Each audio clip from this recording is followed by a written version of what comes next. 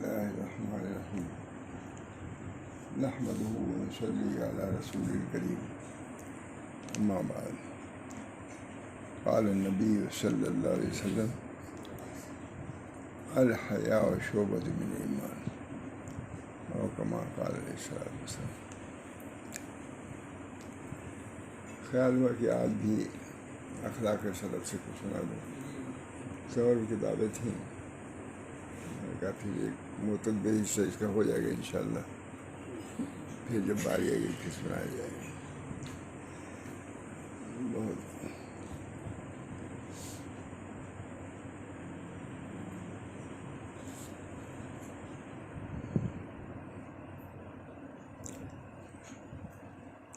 یہ مولانا کتاب ہے اخلاق سلف۔ یہ اصل کتاب علامہ شعرانی کی ہے، تنبیہ المخترین۔ جو لوگ دھوکے میں پڑے ہیں ان کو تنبیہ کرنا۔ اس کا ترجمہ بھی جس نام سے بھی وہ حضرت ماشاء محمد احمد صاحب نے تھا،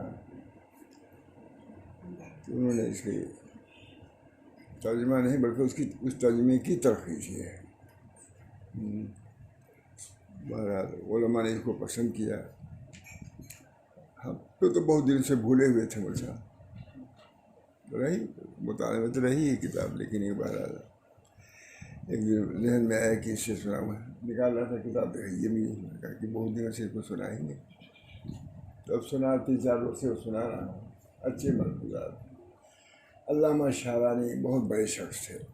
میں نے بیان کیا تھا کہ بحتحانی رحمۃ اللہ علیہ فرماتے ہیں کہ علامہ شعرانی اور شاہ ولی اللہ صاحب ان علماء میں سے ہیں کہ علوم کی ایک بارش ہوتی ہے پتجھڑ کی طرح، جیسے موسم خزاں میں پتے جھڑتے ہیں، ان دونوں پر علوم کی بارش ہوتی ہے۔ شاہ ولی اللہ صاحب اور علامہ شعرانی بہت بڑے شخص ہیں۔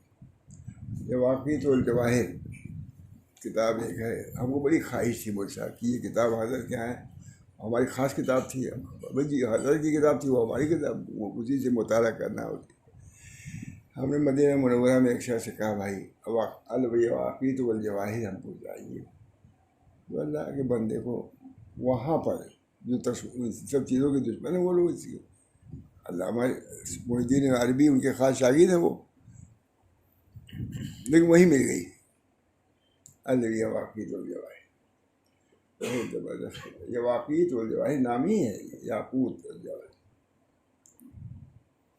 انہوں نے 7 جلدوں میں فتوحات مکیہ ہے یا 8 جلدوں میں پوری، تو انہوں نے واقعی جواہر کو جو لکھا ہے ایک ایک باب کو 2-2 صفحے میں لکھا، 3-3 صفحے میں۔ تو انہوں نے لکھا کہ میں نے ہر باب کو لکھنے میں پوری کتاب دیکھا 8 جلد، ہر باب کو لکھنے کے لیے پوری کتاب کئی جلدوں میں جو ہے دیکھا تب لکھا، اور کہتے ہیں کہ یہ میری کرامت ہے، میں اپنے کرامت کا معتقد ہوں، یہ میری کرامت ہے کہ 1 صفحہ 2 صفحہ لکھنے کے لیے پوری کتاب ہے۔ ہمارے یہاں سب کتاب موجود ہے۔ فتوحات مکیہ عجیب و غریب علوم ہے، قائد کے سامنے لکھا ہے، اس کتاب کو بھی لکھا ہے کہ ہمارا طریقہ ابن تیمیہ کو بھی لینا ہے، شیخ محی الدین عربی کو بھی لینا ہے، دیوبند کا مسلک دونوں کا معتدل ہے، علامہ ابن تیمیہ کو بھی ہم نے لیا ہے اور علامہ شعرانی کو بھی لیا ہے، دونوں۔ ہمارے حضرت کا تو اڑنا بچھو نہیں ہے، تو یہ واقعی تو جو ہے اللہ تعالیٰ ہم سب لوگوں کو ان کتابوں سے فیض پہنچائے۔ بہت زبردست کتاب ہے، اللہ کا شکر ہے۔ یہ واقعی تو جو ہے یہاں جا کر بہت اچھی کتاب ہے۔ حضرت تھانوی نے التنبیہ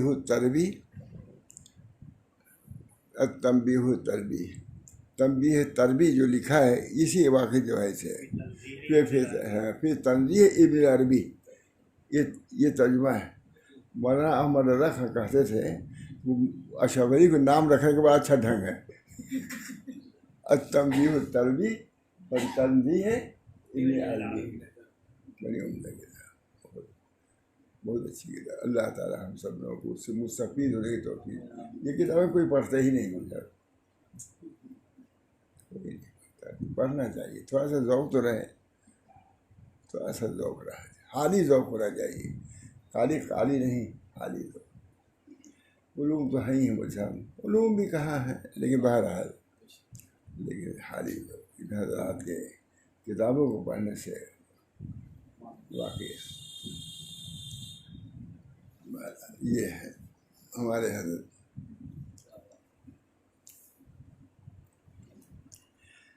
سلف صالحین کے اخلاق میں سے ایک یہ ہے کہ روزہ و حج اور دیگر فرائض شرعیہ سے بڑھ کر پاس و ادب رکھتے تاکہ وہ ایک سال سے دوسرے سال تک شیطان کے وسوسوں سے محفوظ رکھتے۔ یہ جو روزہ نماز کرتے تھے اس کا ادب اتنا کرتے تھے کہ اس کا اثر سال بھر رہے، ضائع نہ ہو جائے۔ یہ مطلب کہ روزہ و حج میں دیگر فرائض شرعیہ سے بڑھ کر، روزہ اور حج میں دیگر فرائض شرعیہ سے بڑھ کر پاس و ادب کا لحاظ رکھتے، کیونکہ روزے کا تعلق سال بھر سے، حج کا تو اس کو خوب اچھی طرح رکھو، تاکہ نماز تو اس وقت ہے، پھر اثر وقت پڑھو گے، اس کے فضول برکات تو جاری ہیں روزانہ، لیکن روزے کا یا حج کا یہ تو سالانہ ہے، بہت خاص چیزیں لکھ رہے ہیں، تاکہ وہ ایک سال سے دوسرے سال تک شیطان کے وسوسوں سے محفوظ رہے۔ ایسا حج کرو، ایسا روزہ رکھو، اب سے نیت کر لو بھائی کہ اسی روزہ رکھیں گے، زندگی رہیں گی۔ اللہ تعالیٰ ہم لوگ کو اسی روزہ رکھنے کی توفیق دے۔ حج بھی کیا ہے، حج میں بھی بہت سے لوگ ایسے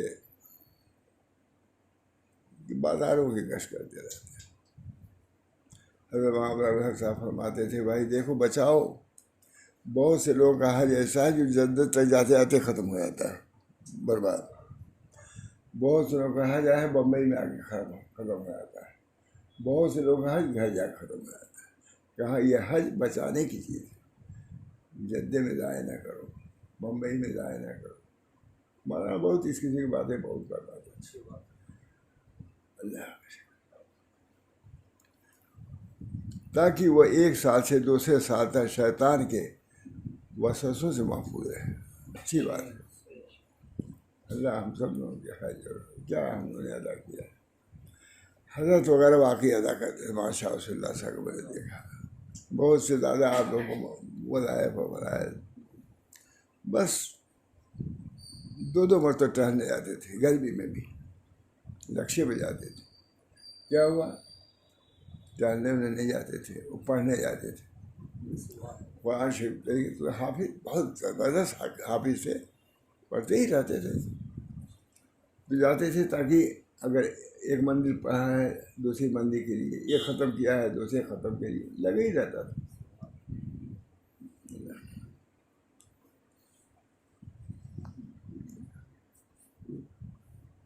اللہ تعالیٰ تاکہ وہ ایک سال سے دوسرے سال تک شیطان کے وسوسوں سے محفوظ رہیں۔ عبادت نہیں، خود محفوظ رہے، جو فیض ملا ہے تم کو رمضان میں اس کو جاری رکھنے کی فکر کرو، حج جو کیا ہے جاری رکھنے کی فکر کرو، حج کر کے آیا ہوں، اللہ کے گھر کے دیدار، ان کے گھر کے طواف رمی سب کر کے آیا ہے۔ فرماتے تھے حضرت ہمارے کہ جب نماز پڑھتا تو ایسا مانتا ہے کعبہ میرے سامنے، ابھی استحضار رہتا تھا تو ہم پڑھتے چلے جاتے ہیں کہ اس کے سامنے پڑھا کہ اس دیوار کے سامنے پڑھا کہ مجھے خود ہی سنا ہے کہ نماز ایسی باتیں کہتے ہوتے نہیں تھے، لیکن کبھی اب ہم لوگوں سے تو کہی دیتے، ترجمہ سے خانہ کعبہ میرے سامنے آئے تھے۔ بہرحال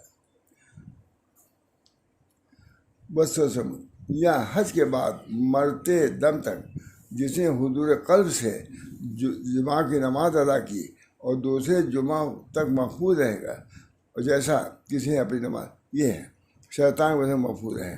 یا حج کے بعد مرتے تک جس نے حضور قلب سے، یعنی صرف ایک سال نہیں بلکہ مرتے دم تک اس کا اثر رہے گا، جس نے حضور قلب سے جمعہ کی نماز ادا کی، وہ تو حج و روزہ ہے، جمعہ کے بارے میں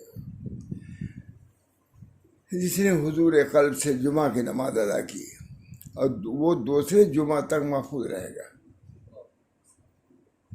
اور جیسا جس کسی نے ایک نماز حضور قلب سے ادا کی وہ دوسری نماز ہے ابلیس سے بچا رہا. ابھی نماز جو پڑھا ہے حفاظت میں ہو گیا اللہ کی. لا الہ الا اللہ ہی نہیں. لا الہ الا اللہ کے بارے میں حدیث ہے کہ لا الہ میں میرا حصن ہے جو اس میں آگے شیطان سے محفوظ ہو گیا ہے. تو پوری نماز ہی ہے حفاظت بہت سے.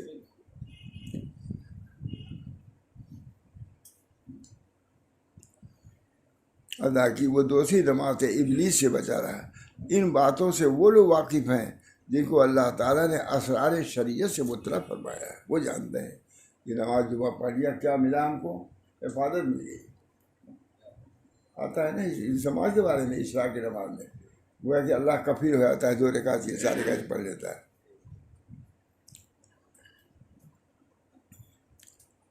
کہتے ہیں ان باتوں سے وہ لوگ واقف ہیں جن کو اللہ تعالیٰ نے اسرار شریعت سے مطلع فرمایا ہے, جو نماز کو موافق شریعت کے ادا کرتے ہیں.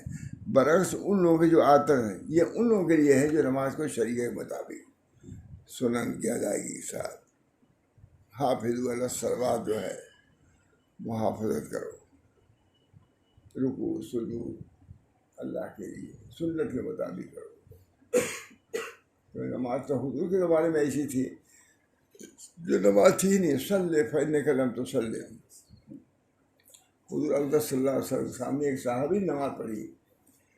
اب یہ سب چیزیں آنی چاہیے نا, درس کے جگہ بنانا چاہیے. میں بہت کہتا ہوں یہ خالی درس والی نہیں کہ مسئلے درس پہ آپ بیٹھے, یہ مسئلے پر بھی آنا چاہیے. صلی فإنک لم, کیا ہوتا ہے حضور کا جملہ یہ ہے صلی فإنک لم تصلی. نماز پڑھو تو یہ نماز نہیں پڑھی. اب اس سے بڑھ کے کوئی عالم کہہ سکتا ہے؟ سب انتہا کو جو امر بالمعروف نہی منکر کے الفاظ و کلمات تک حضور سکھا گئے ہیں. صلی فإنک لم تصلی. نماز پڑھو. نماز تمہیں نہیں پڑھی جا کے ٹھیک پڑھا جب تمہیں ویسی پڑھی. تعدیل ارکان کے ساتھ نماز ہے. فإنک لم تصلی. نماز پڑھو. نماز تمہیں نہیں پڑھی. اب یہ نماز کیا موجب برکات ہوگی.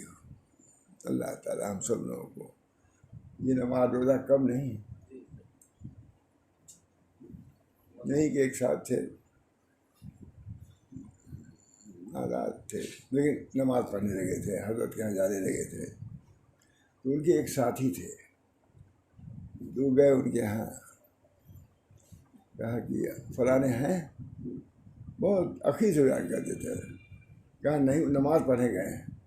کہا بھی نمازی روزے کے چکر میں پڑے ہوئے ہیں, ہم نے بہت دیر سے نماز پڑھی ہم کو کوئی ملا نہیں, کیا اس چکر میں پڑھے ہیں نماز میں. حضرت کی بات معلوم ہوئی. ڈاکٹر صاحب الدین نے آگے کہا کہ حضرت یہ بات ہے.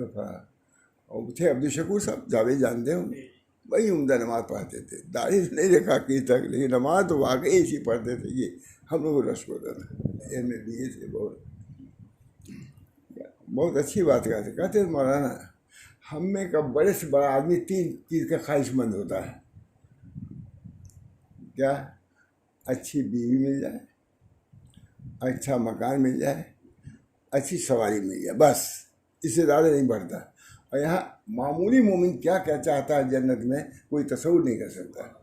کہتا ہم میں کہ بڑا سے بڑا آدمی مالدار آپ کی ساری یہ کیونکہ اسی میں تھے, وہ رہتے ہی تھے. وہ BA میں انہیں کے اشعار ہیں. معرفت حق میں شروع میں انہیں کے طرح اشعار ہیں. اشعار کو مانگتے ہیں. تو کہا ہم لوگ سے خود بہت دیر سے بات کہتے دیکھیں ہم لوگ پوری پرواز میں 3 طرف ہے. بیوی اچھی مل جائے, مکان اچھا مل جائے, سواری اچھی مل جائے, بس. اور جو مومن ہے وہ ان چیزوں کا خیال بھی نہیں کرتا. وہ تو آگے بڑھتا ہے جنت کے نعمتوں کے در. بڑے اچھے انداز سے کہتے تھے, مجھے یاد نہیں آ رہا ہے, بہت کہتے تھے. نماز بڑے خشوع و خضوع سے اللہ ہوگا. اسی نماز میں نہیں دیکھتا تھا ایسا رکوع ایسے سجود. ہاں تو وہی نماز پڑھنے گئے تھے. تو ان کے ساتھی ایک گئے, وہ بھی کمیونسٹ تھے. وہ کمیونسٹ رہ گیا, وہ مومن کامل ہو گیا الحمدللہ. تو انہوں نے کہا کہ بھائی کہاں گئے نماز پڑھنے؟ کہا ابھی نمازی روزے میں لگے ہوئے ہیں، ہم نے بہت دنوں سے نماز روزہ کیا، نماز پڑھا لیکن کچھ ملا نہیں۔ اب حضرت کو یہ جملہ پوری زندگی کے لیے کافی۔ کہا ان کو نہیں ملا، مجھ کو بہت ملا۔ نمازی سیدنا عبدالقادر جیلانی کو ملا، نمازی سے صحابہ کو ملا، تم کو نہیں ملا، تم جانا، تم معلوم ہو۔ یہ کہتے رہے مجلس میں بار بار، یہ چیز ایسی اس کا جواب دیتے رہے کہ ہم کو تو نمازی سب کچھ ملا ہے، صحابہ کو نمازی سب کچھ ملا ہے۔ ایک واقعہ باپ کو لطف سناتے تھے، ایک سپاہی تھے تو وہ مجرموں کو جیل خانے سے لیتے کچہری لے آتے تھے، اور بیٹھے مجرم کو کہا کہ تم بیٹھے رہو نماز پڑھیں، تو نماز پڑھنے گئے ظہر کی رہی ہوگی پڑھنے، وہ مجرم بھاگ گئے، ملزم اب آئے دیکھا تو نہیں ہے، بہت گھبرائے، تھوڑا سا ادھر ادھر دیکھا، کہا نمازی کو بھاگا ہے تو نمازی وتی آئے گا، اتنا یقین تھا ان کو، نماز پڑھنے میں بھاگا ہے تو نمازی پڑھتے ہوئے آئے گا، جو ہے تو نماز پڑھنے لگے، آئے دیکھا سلام پہ دیکھا موجود ہے، کہ بھائی کیسے آ گئے؟ کہا کیا کریں، جس گلی میں گئے اس گلی کو بند پایا ہم نے، بھاگنے کے لیے جس گلی، بہت سناتے تھے، ایک آدھ قصہ تو سنا دیا کہ یہ آپ لوگ حضرت کا، یہ بہت واقعہ سناتے تھے۔ نماز کے پانے پر کہا نماز غائب، کہا کہ اب ہم نماز ہی پڑھیں گے، نماز ہی پڑھنے میں بھاگا ہے، غائب ہوا ہے مجھے، نماز ہی پڑھنے آج دیہات بیٹھا ہوا ہے۔ کہا بھائی تم کیسے بچ گئے؟ ایسے تو کہا کہ جس گلی میں گئے گلی کو بند پایا، راستہ ہی نہیں ملا ہم کو، مجبور کہ آنکھ تو رہے گی، ایسے بھاگوں تو آنکھ ہی نہیں ہے، اور ایسے رہیں گے چاہے جیل ہی میں رہیں آنکھ تو رہے گی۔ اچھا نہیں گئے، اس کو پیش کیا، یہ ظاہر کی ان کی کرامت تھی، مشہور ہو گئی، تو لوگوں نے کہا افسران نے کہ اب آپ نماز ہی پڑھا کیجیے، اب ڈیوٹی آپ کی معاف، کہا یہ ملا، یہ کہتے ہیں، کہا کہ سب ڈیوٹی معاف، آپ نماز پڑھا کیجیے، آپ یہی ہے، ہم لوگ خیریت بھی ایسی میں کہ نماز پڑھا کیجیے آپ، یہ بہت کہتے تھے، یہ واقعہ بیان کہتے تھے کہ ایک حضرت تھانوی کے ہیں ایک ڈپٹی کی بیوی تھی، وہ برابر لکھا کرتی تھی حضرت تھانوی کے ہیں کہ ہمارے شوہر کے لیے دعا کیجیے کہ وہ نماز پڑھنے لگے۔ میں کہتی ہوں جب کہ نماز پڑھا کیجیے تو کہتے ہیں نماز سے کیا ملے گا؟ تو حضرت تھانوی نے سکھایا ان سے کہ اب اور کہے کہ نماز سے کیا ملے گا، تو کہنا ہے کہ نماز سے نماز ملے گی، نماز سے نماز ملے گی، یہ کہا وہ ٹھیک ہو گیا۔ نماز بہت بڑی نعمت، اللہ کے سامنے جھکنا، اللہ تعالیٰ ہم سب لوگ، نماز بڑی چیز ہے۔ آج ہم کو بہت خوشی یہ ہے کہ ہم نماز پڑھی چلے گئے تھے، وہاں چلنے میں تو خیالی تو ہے ہی ہے، جانتے ہی ہیں، بہت خوشی ہے، اللہ تعالیٰ توفیق دیتا ہے۔ نماز کی بڑی قدر تھی کہ ہم بڑی قدر تھی، پنجگانہ نماز کی بہت جماعت سے پڑھنے جاتے تھے۔ بہرحال یہ ہے جو نماز کو موافق شریعت کے ادا کرتے ہیں، برعکس ان لوگوں کو ملتا ہے جو شریعت کے مطابق ادا کرتے ہیں، برعکس ان لوگوں کے جو عادتاً نماز گزارتے ہیں۔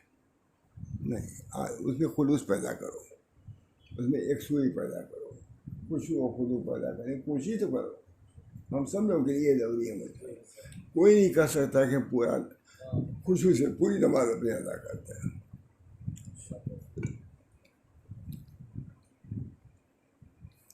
وہاں شاہ رسول اللہ صاحب یہاں آئے تھے تو وہاں رفیع الدین صاحب تھے، حضرت تھانوی کے ایک خلیفہ، سوداگر مسجد مشہور ہے، انہوں نے کسی سے کہا کہ بھائی اگر تو نماز خشوع سے پڑھنا دیکھنا چاہتے ہو تو مولی رسول اللہ کی نماز دیکھو، پیر بھائی تھے، کہا انہوں نے، تو نماز میں کسی نے مولانا خلیل احمد صاحب سے کہا کہ بہت اچھی نماز پڑھتے ہیں، کہا میں کیا رشید احمد صاحب اس سے سندر نماز پڑھتے تھے. اس میں اشبہ بصلاۃ النبی حضرت عبداللہ بن مسعود کی نماز کہی گئی ہے کہ اس میں بھی مشابہت کہ نماز کس کی حضور کے نماز کے مطابق اس کی طرح. فضیل ابن عیاض رحمۃ اللہ فرماتے ہیں ہم نے ایسے لوگ دیکھے ہیں جو اپنے روزوں کو ہنسی سے بچاتے تھے اور فرماتے تھے کہ یہ مہینہ نیکیوں میں ایک دوسرے پر سبقت کرنے کا ہے نہ کہ غفلت اور ہنسنے کا ہے. یہ اخلاق.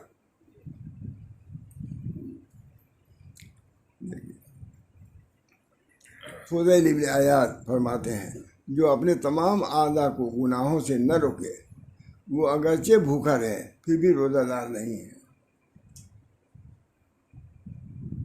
اور جو اپنے اعضاء کو روکے وہ در حقیقت روزے دار ہے. فضیل ابن عیاض کا بہت ذکر آتا ہے. بہت ڈاکو تھے، ڈاکوؤں کے سردار تھے، مگر اللہ تعالیٰ نے بزرگوں کا سردار بنا دیا. وہ واقعہ پھر کبھی سنائیں گے. فضیل ابن عیاض فرماتے ہیں سفیان ثوری رحمۃ اللہ نے بصرہ سے پیدل چل کر حج کیا. کسی نے آپ سے پوچھا کیا آپ کے پاس سواری نہ تھی جس پر آپ سوار ہوتے؟ تو آپ نے فرمایا بھاگا ہو غلام اپنے آقا کے پاس صلح کے لیے سوار ہو کر ہی آنا پسند کرتا ہے، بخدا میں اس زمین میں آنے پر سخت شرمندہ ہوں.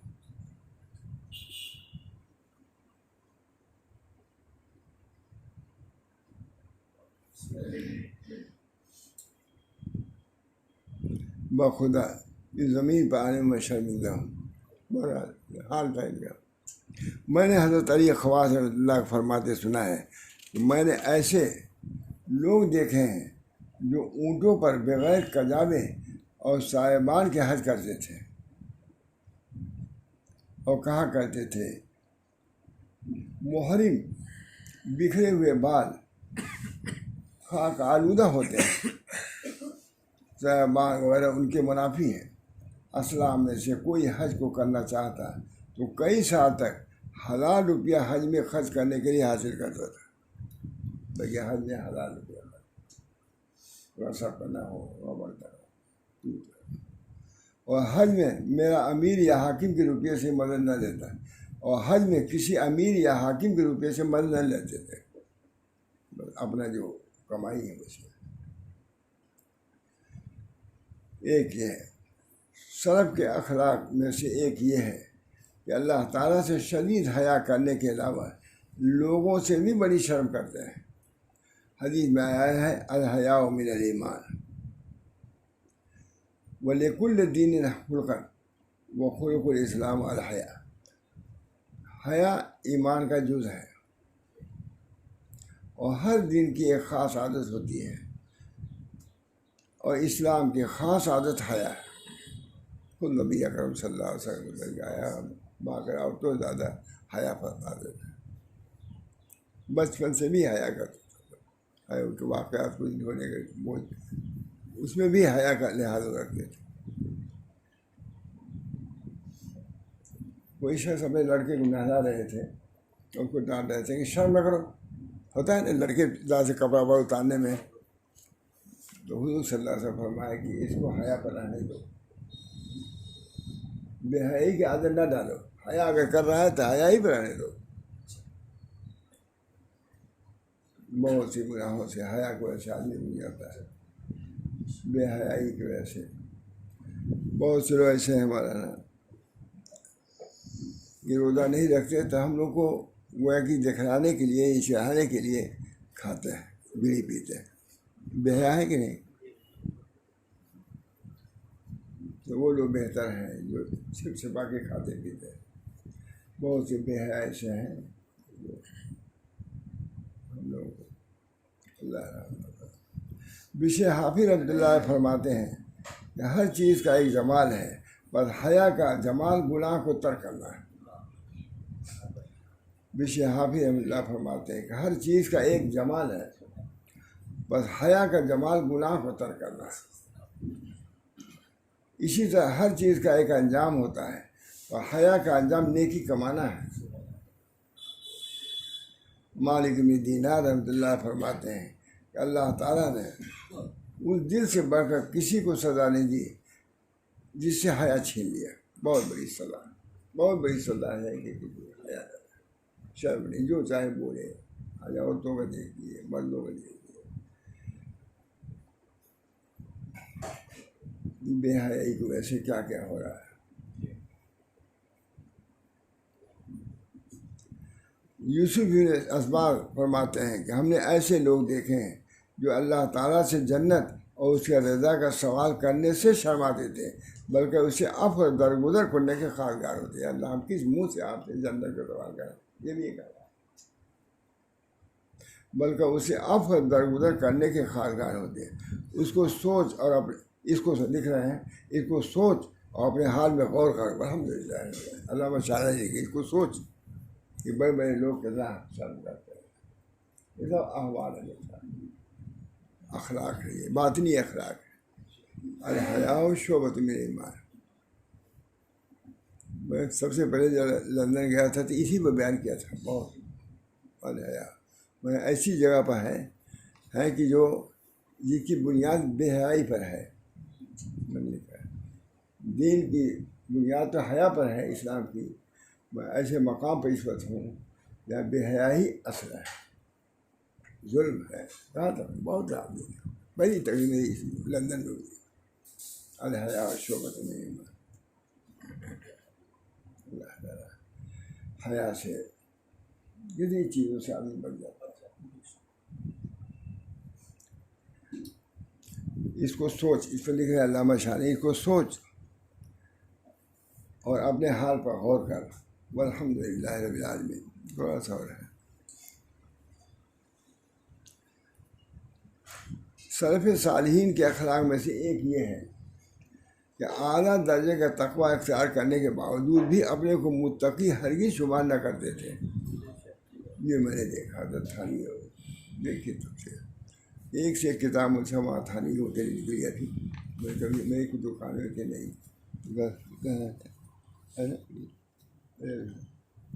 دیکھ رہا تو یہ ہے. تصوف اصل جدید میں ہماری کب سے ہمارے یہاں تھی، ہماری دستخط بھی ہیں. یہ عجیب غریب ترخیص کیا پوری آدمی کی طبیعت سے. اب سزا اسی لیے کروں کہ میں نے کہا ابھی پوری کر دیں کل سے انشاءاللہ.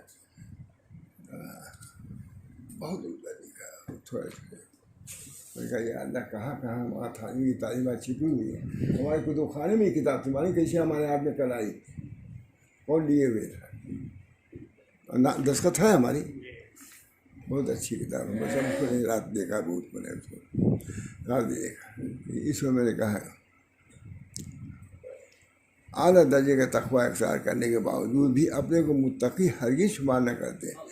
نیز وہ اللہ و رسول اللہ صلی اللہ علیہ وسلم سے کامل عشق و محبت رکھتے تھے، لیکن اپنے کو متقی نہیں سمجھتے. تقوی ہونا.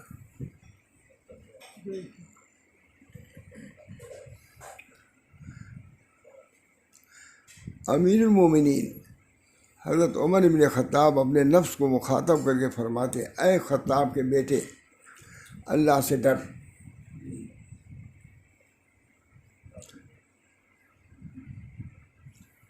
ورنہ اللہ تجھے عذاب دے گا. ڈرو گے تو بچو گے اور تیری پرواہ بھی نہ کرے گا.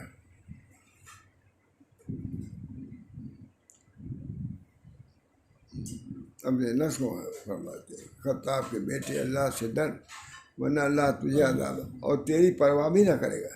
اور فرماتے ہیں کہ جو اللہ سے ڈرتا ہے وہ نفس کی ہر خواہش کو پورا نہیں کرتا. اللہ عروہ ابن ارقہ فرماتے ہیں، آدمی کا اللہ سے محبت کرنا قرآن مجید کی محبت. آدمی کا اللہ سے محبت کرنا قرآن مجید کی محبت اور اس پر عمل کرنے کا نام ہے. آدمی کا اللہ سے محبت کرنا کیا ہے؟ قرآن مجید کی محبت اور اس پر عمل کرنے کا نام ہے. اور رسول اللہ صلی اللہ علیہ وسلم کی محبت آپ کے سنتوں پر عمل کرنا ہے. حضور صلی اللہ علیہ وسلم کی محبت صرف یہی زبانی نہیں بلکہ آپ کی سنتوں پر عمل کرنا محمد میں واسع رحمۃ اللہ فرماتے ہیں کہ بہت سے ایسے لوگ ہیں جو خیال کرتے ہیں کہ وہ اللہ کے محبت میں کامل ہو چکے ہیں، حالانکہ اللہ تعالیٰ ان سے ناراض ہے۔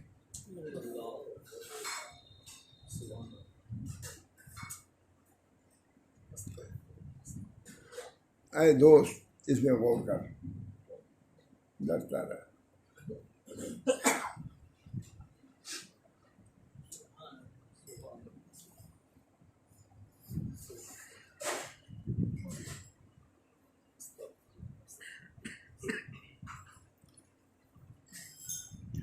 سلف صالحین کے اخلاق سے ایک یہ ہے کہ دنیا سے انتہائی بے رغبتی رکھتے ہیں، اور جو اس کا طالب ہوتا ہے اس کی مذمت کرتے ہیں۔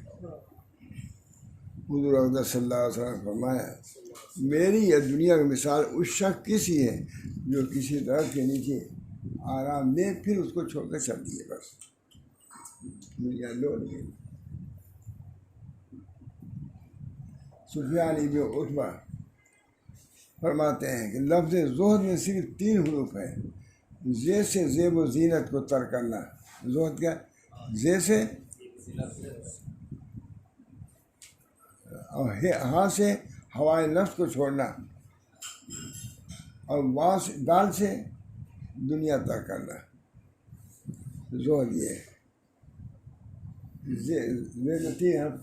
لا ہا لا،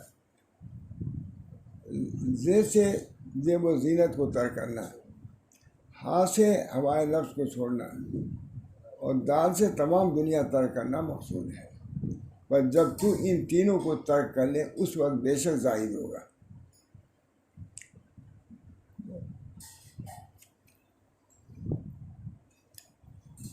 جب بلال بن سعد فرماتے ہیں، اگر ہمارا گناہ صرف یہی ہو کہ اللہ کی طرف رجوع کرنے کے بعد پھر دنیا کی طرف راغب ہو تو بھی کافی ہے۔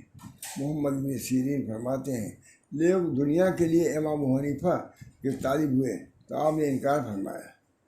لوگ دنیا کے لیے امام حنیفہ رحمۃ اللہ علیہ کے طالب ہوئے تو آپ نے انکار کیا، اور ہم نے دنیا کو طلب کیا تو دنیا ہم سے بھاگی۔ غور کرو دونوں میں کتنا فرق ہے۔ امام حنیفہ تو بھاگے اس دنیا سے، اور تم دنیا کے طالب تو کہاں مقتدی ہوئے امام صاحب کے۔ بہرحال بہت اچھی کتاب، اللہ کافی۔ اللہ تعالیٰ ہم سب لوگوں کو اعتدال پر رکھے۔ دنیا ہے اعتدال پر، اعتدال پر رکھنا ہے۔ ہمارے حضرت کی پوری تعلیم اسی پر تھی، اعتدال۔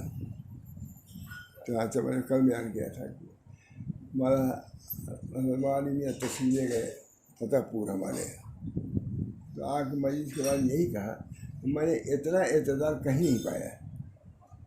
ماشاء اللہ صاحب کے دنیا اور اعتدال، بہرحال ہر بزرگ کی ایک شان ہوتی ہے۔ ہم کو کسی پر تنقید سے کوئی کمی بھی ہو تب بھی بزرگوں کی تو عقیل ذوی الحیات اثرات ہیں، یہ ہم نے سنے۔ آج صبح ہی ہم کو یہی یاد آیا، اس بنا پر عقیل میں پڑھ گیا اس کو۔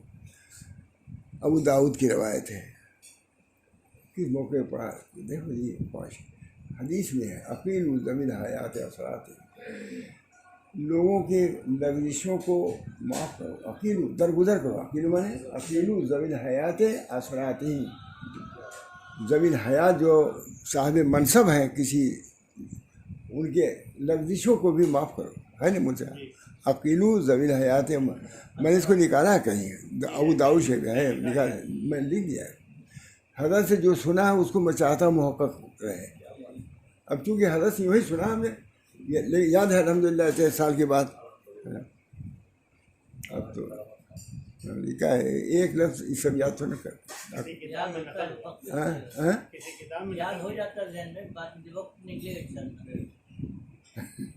عقیل ذوی الحیات اثرات۔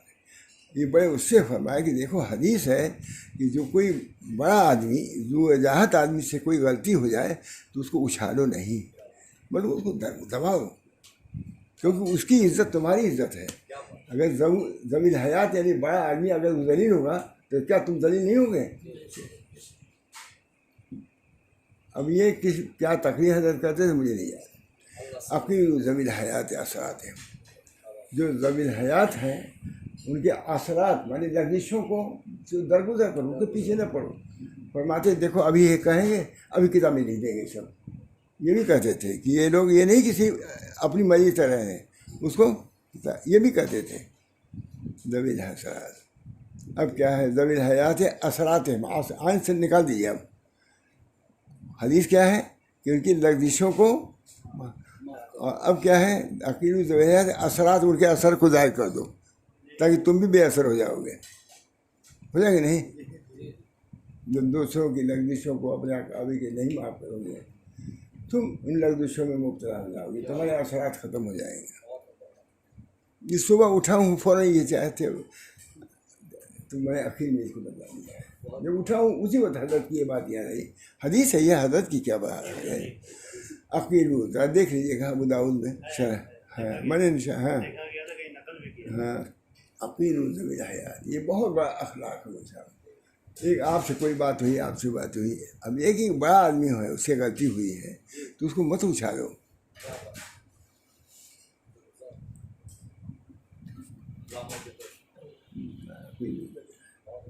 اللہ تعالیٰ ہم سب لوگوں کو ان اخلاق نبویہ پر لائے رکھے اور اس کے فضل و برکات سے مالا۔ عقیل ذوی الحیات حضرت کی بات بہت ہے، میں نے سنا ہے بسا بخاری شریف کی بات ہے کہ علم حاصل نہیں کر سکتا مستکبر اور مستحی، بخاری شریف میں ہے نا، علم حاصل نہیں کر سکتا مستکبر اور مستحی۔ میں نے ان کے سامنے بھی کہا، خان پوری کے سامنے بھی، حضرت لوگ ہیں، میں نے کہا حضرت نے ہم لوگ یہ سنایا ہے کہ امام بخاری تو یہ کسی کا قول نقل کیا ہے، امام بخاری تو یہ فرما رہے ہیں کہ تکبر والا اور حیا والا آدمی علم حاصل نہیں کر سکتا۔ حضرت نے فرمایا کہ نہیں، صرف تکبر والا علم حاصل نہیں کر سکتا، اور وہ حیا جو علم سے مانے ہو وہ کبر ہے، حیا ہی نہیں ہے۔ حیا محمود یہ ہے کہ اس کی جگہ پر ہو، جہاں حیا نہ کرنا چاہے وہاں حیا نہ کرنا، یہ تواضع ہے۔ حضرت نے فرمایا یہ بخاری کی شرح میں ہم لوگ پایا، سمجھ گئے آپ نے؟ ہاں، مستقبل اور مستحی، تکبر کرنے والا یہ تو ٹھیک ہے، لیکن مستحی جو علم سے مانے جو حیا ہو وہ حیا محمود نہیں ہے، بلکہ وہ کبر کے جگہ پر ہے۔ بہت برباد ہے، بہت خوش ہوئے لوگ محدثین۔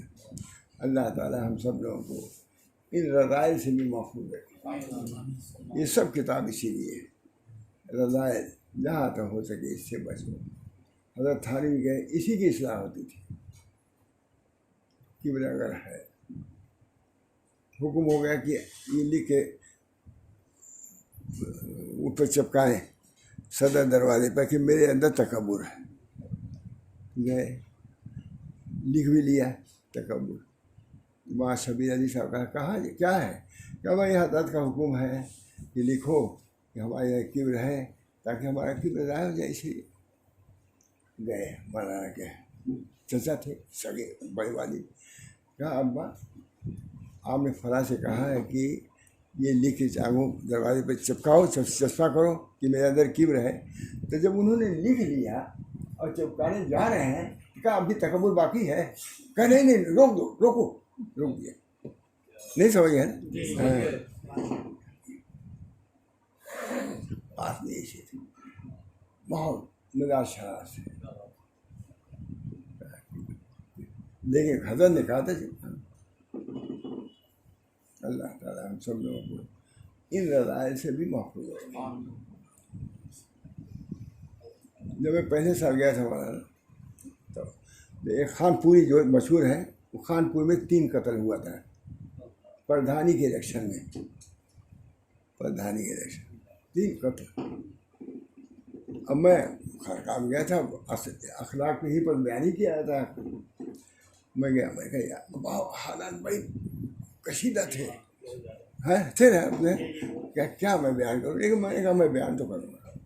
اچھا یہ بھی معلوم ہوا کہ 100% یہاں نمازی ہے، معاف کریں کوئی بات اگر کسی کو 100% نمازی ہے، لیکن 3 قتل چند دن پہلے ہوا تھا، جانا ڈر لگ رہا تھا۔ میں نے بیان کیا کہ نماز پر محنت ہوئی تو 100% نمازی ہو گئے، اخلاق پر محنت نہیں ہوئی تو 3 قتل ہو گئے پردھانی کے معاملے میں۔ بتاؤ ضرورت ہے کہ نہیں اخلاق کی؟ کہا دیں نہیں وہ ضرورت ہے، سمجھ گیا؟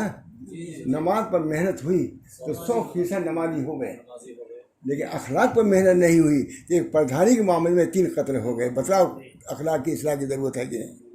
سب مان گئے، تبھی تو مانے۔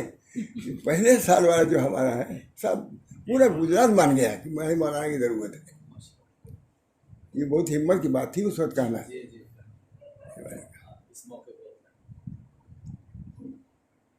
محنت ہوئی نماز پر، نمازی ہو گئے۔ اخلاق پر جب تک محنت مستقل، ماشاء اللہ صاحب بولا ہے کہ اخلاق پر مستقل محنت کی ضرورت ہے۔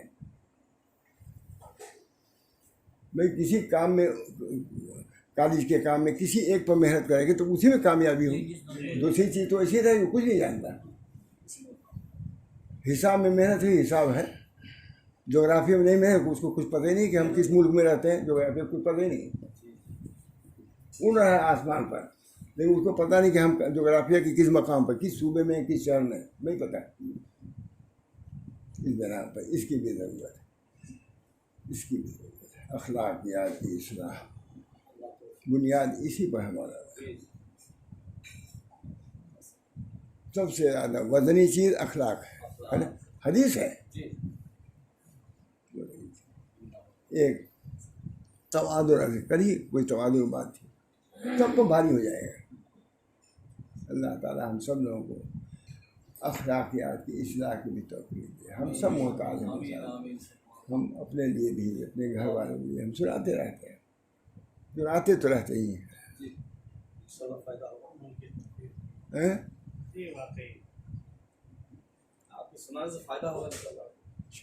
دعا کرو ہمارے وہاں مغفرت ہو جائے۔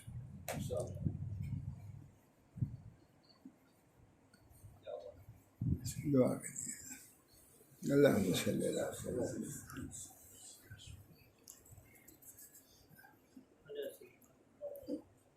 اللہم آت نفسی تقواہا وزکھا انت خیر من زکاہا انت ولیہا ومولاہا۔ اللہم انی اسألک الصحۃ والعفۃ والامانۃ وحسن الخلق ورضا بالقدر۔ اللہم انی اسألک الصحۃ والعفۃ والامانۃ وحسن الخلق ورضا بالقدر۔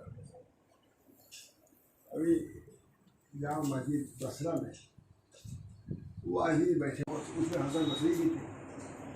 حضرت علی گئے، کہا تم لوگ کس کی اجازت سے واز کر رہے ہو؟ اب دیکھیے اس زمانے کی بات ہے نا، مجھے کہا سنا ہے نا ابھی، کہا تم لوگ کس کی اجازت سے واز کر رہے ہو؟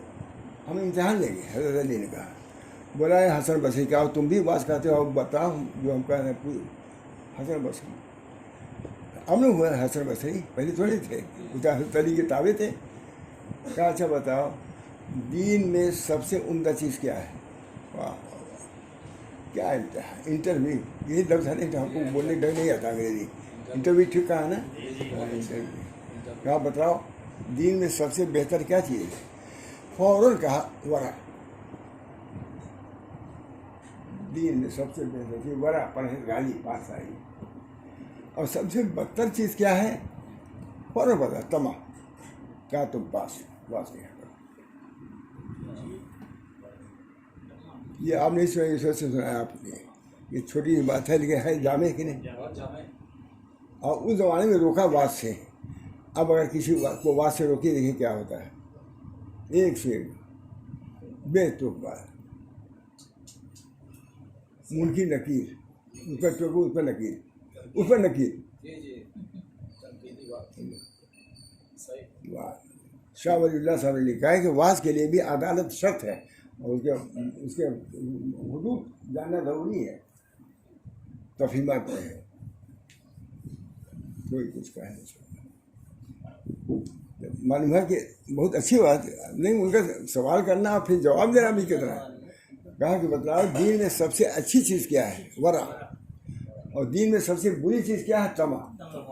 بس کہا تو پاس، پھر اجازت ہوگی واز کریں۔ حسن بصری سید طائفہ ہی سمجھیے بس۔ اللہ تعالیٰ ہم سب لوگوں کو اپنے بزرگوں کے طریق پر رہنے کی اور چونکہ اشاعت کی بھی توفیق سب کے لیے ہے. یہ نہیں کہ خود بھی اپنے بچوں کے ساتھ بھی معاملات اخلاقیات کے، اپنے چھوٹوں کے ساتھ کیا رویہ رکھنا چاہیے، بڑوں کے ساتھ کیا رویہ. اخلاق مطلب تھوڑی نیت نہیں ہے. ہر گھروں میں بدخلقیاں ہیں صاحب. بہت کم لوگ ایک دوسرے کو حقوق کی رعایت کرتے ہیں، یا آداب کے حقوق تو کیا آداب کیا حقوق کی بھی رعایت نہیں کرتے. کوئی چچا ہے، بڑا بڑا بھائی ہے، ایک جگہ ہم لوگ گئے تھے بڑے گھر کہنے سے بعد ہم کو بہت اچھا لگا. بول صاحب 3-4 بھائی ہیں سب بڑے بھائی صاحب بھائی. میں نے کہا اچھا اتنا ہے. وہیں گئے تھے ہم لوگ. سوئیے ارے ہمارے شیخ ہے کہنے میں کوئی آ نہیں، لیکن ان لوگوں یہ کوئی زیادہ بھائی جان جو کہتے ہیں میرا دل خوش ہو جاتا تھا. بھائی جان اب کھا لیے، وہ بھی کہتا ارے فلاں کھا لو کچھ کھا لو. نہیں بھائی جان نہیں. میں نے کہا بھائی جان کی اتنی کثرت ہوئی کہ میں خوش ہو گیا کہ بھائی جان کے اندر کہیں میں خوش ہو گیا. میں نے اپنے ایک صاحب کو میں بھیا کہتا تھا ان کو، ایک دفعہ بھائی صاحب کہہ دیا تو حضرت فرمائے اجی تم تو بھیا کہتے تھے نا. یہ بھائی صاحب میں وہ بات نہیں جو بھیا میں ہے، بھیا ہی کہا وہ. سمجھ گیا؟ ارے آپ لوگ سمجھے ہی لوگ نہیں. ارے نہیں یہ چاہتے فخر ہے بھیا میں جو ہے بھائی میں. اچھا بھائی.